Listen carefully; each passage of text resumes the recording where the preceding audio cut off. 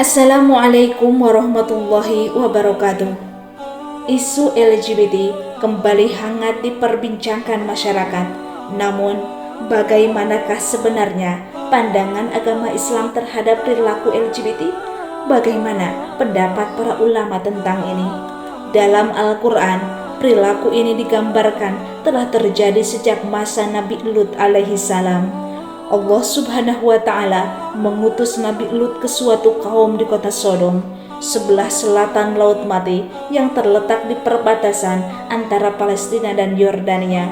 Ia diutus untuk menyeru kaum tersebut agar meninggalkan perilaku zina kepada sesama jenis, tindakan yang belum pernah terjadi di umat-umat sebelumnya. LGBT kini menjadi topik yang sedang banyak diperbincangkan di Indonesia. Faktanya, ada beberapa kasus LGBT yang terjadi di Indonesia beberapa tahun terakhir ini. Dalam kasus LGBT yang terjadi, ada pro dan kontra yang diungkapkan oleh beberapa kalangan. Bagi kalangan yang pro LGBT, mereka mempertanyakan tentang hak asasi manusia kaum LGBT yang selalu merasa didiskriminasi di lingkungan masyarakat. Kemudian, bagi kalangan yang menolak, menyertakan alasan penolakannya dengan ayat Al-Quran yang melarang kelas perilaku LGBT, sebab LGBT dalam pandangan Islam jelas menolak keras perilaku penyimpangan tersebut. Lebih lanjut, dalam kitab Al-Quran, Allah subhanahu wa ta'ala telah mengharamkan perbuatan LGBT ini, dan ulama sepakat atas keharaman sodomi sebagai salah satu perilaku penyimpangan LGBT. Jika merujuk pada Al-Quran, sesungguhnya Allah subhanahu wa ta'ala telah menggambarkan perilaku menyimpang ini pada kisah kaum Sodom, yaitu kisah Nabi Lut alaihi salam. Tidak tanggung-tanggung, Allah subhanahu wa ta'ala mendeskripsikan kisah ini dalam 80 ayat yang tersebar dalam 12 surah yang berbeda. Di antaranya adalah surah Al-Anbiya ayat 74 dan 75, Surah Al-A'raf ayat 80-84, Surah Hud ayat 77-83, dan lainnya. Di episode kali ini, channel Kisah-Kisah Islam akan bercerita mengenai kisah iblis menjerumuskan kaum Nabi Lut alaihi salam. Kisah ini juga menjadi awal mula atau sejarah perbuatan sodomi yang menjadi nenek moyang para LGBT. Al-Kisah, dahulu kala ada sebuah wilayah yang bernama Al-Mutafiqoh. Di dalamnya terdapat 5 kota, yaitu Sabah, Sarah, Amarah, Duma, dan Sodom. Kota yang terakhir disebutkan adalah kota yang paling besar di antara kelimanya. Ke wilayah inilah atau ke kota Sodomlah kelak Nabi Lut alaihi salam akan diutus. Imam At-Tabari mengatakan bahwa Sodom kini terletak di Yordania. Sementara itu, Imam Ibnu Katsir menyebutkan dengan lebih detail, menurut beliau, lokasinya berada di pantai bagian barat Laut Mati, atau dalam bahasa Arab disebut Al-Bahrul Mayyit. Penduduk negeri itu dikenal ulet, pekerja keras, guyup, dan suka bergotong royong.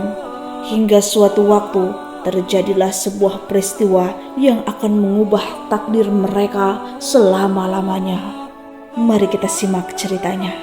Umat Nabi Lut alaihi salam termasuk kaum yang banyak dikaruniai kelebihan. Mereka suka bersatu dan bergotong royong, dan biasa berangkat kerja bersama-sama, meninggalkan istri dan anak-anak mereka di rumah. Iblis tidak menyukai hal itu, dan banyak upaya yang telah dilakukan iblis namun tidak berhasil. Sungguh sulit menyesatkan kaum yang suka persatuan. Akhirnya iblis mendapatkan ide. Setiap kali mereka pulang kerja, hasil pekerjaan mereka diruksak dan dihancurkan oleh iblis. Esok harinya mereka bertanya-tanya siapa gerangan yang telah merusak pekerjaan mereka, yang membuat hari kemarin menjadi sia-sia dan memperlambat produksi. Kerja mereka menjadi tidak efektif. Mereka kesal sekali, sehingga mereka sepakat bahwa jika pelakunya tertangkap, dia akan dijatuhkan hukuman berat. pada hari-hari berikutnya, iblis menjelmakan dirinya menjadi seorang anak pemuda yang manis dan menawan, saking tampannya. Ketika kaum Nabi Lut pergi kerja keesokan harinya, mereka melihat anak itu dan menyadari bahwa anak itulah pelakunya. Maka langsung saja mereka mengejar dan menangkapnya. Dan setelah itu, anak itu ditangkap dan mengakui perbuatannya. Kemudian kaum Nabi Lut menjatuhinya dengan hukuman mati. Sambil pikir-pikir lebih jauh, mungkin supaya ketahuan siapa orang tua atau kerabatnya, atau supaya diadili lebih dahulu, mereka memutuskan untuk mengurung anak itu dan menggilir orang untuk menjaganya. Malam itu juga, ketika sudah memasuki waktu tidur, anak itu pura-pura sedih dan berteriak meratap. Karena terganggu dan mulai merasa kasihan, si penjaga menghampirinya sembari bertanya, "Ada apa denganmu?" Kemudian anak lelaki itu menjawab, "Ayahku selalu memelukku saat aku hendak tidur." Si penjaga menjadi tidak tega. Akhirnya dia berkata, "Ya sudah, sini kupeluk." Ketika sudah dipeluk, si anak membuat gerakan-gerakan yang membangkitkan syahwat orang itu. Terus-menerus hingga ketika hasratnya sudah terlihat, si anak mengajarkan apa yang harus dilakukannya, sampai akhirnya perbuatan sodomi pertama dalam sejarah peradaban manusia pun terjadi.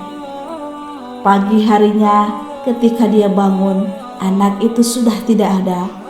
Orang itu pun menceritakan segala sesuatu yang terjadi dengan berapi-rapi dan mencontohkannya. Teman-temannya menjadi penasaran hingga akhirnya mereka saling mencoba melakukannya. Akhirnya hari demi hari, kerusakan moral itu menyebar luas dan menjadi kebiasaan. Iblis adalah orang pertama yang mengajarkan, lalu diteruskan oleh orang yang menggaulinya. Tidak puas dengan itu, iblis harus menyelesaikan misinya. Kemudian iblis sekarang menjelma menjadi seorang wanita dan pergi mempengaruhi kaum wanita sambil mengabarkan, "Wahai wanita kaum Sodom, sesungguhnya laki-laki kalian sudah saling suka sama suka. Kalian sudah tidak dibutuhkan lagi," ujar iblis. Kemudian iblis mengajarkan hal baru kepada kaum wanita hingga mereka merasa bisa saling mencukupi kebutuhan biologis mereka satu dengan yang lainnya. Ibnu Katsir mengatakan, dari sinilah pada awalnya hubungan seksual yang dilakukan di antara sesama laki-laki atau disebut dengan sodomi, yang mana diambil dari nama kota, yaitu kota Sodom. Penduduk kota ini dilaporkan melakukannya secara terbuka dan tanpa malu-malu. Bukan hanya itu, dalam sebuah riwayat dikatakan mereka juga melakukannya dengan paksaan terhadap siapapun yang sedang melintasi kota tersebut. Untuk alasan inilah, akhirnya kemudian Allah mengutus Nabi Lut alaihissalam ke kaum itu untuk meneruskan mereka. Sahabat muslimku, kisah tadi merupakan kisah yang menjadi asal mula adanya perbuatan sodomi. Maka dari itu, bisa kita simpulkan sama-sama bahwa perilaku LGBT atau nenek moyang LGBT adalah kaum Nabi Lut alaihissalam. Semoga kita semua bisa terhindar dan terlindungi dari perbuatan-perbuatan tercela seperti perbuatan LGBT. Amin ya Allah ya Rabbal Alamin. Akhir kata, wallahu a'lam bishawab.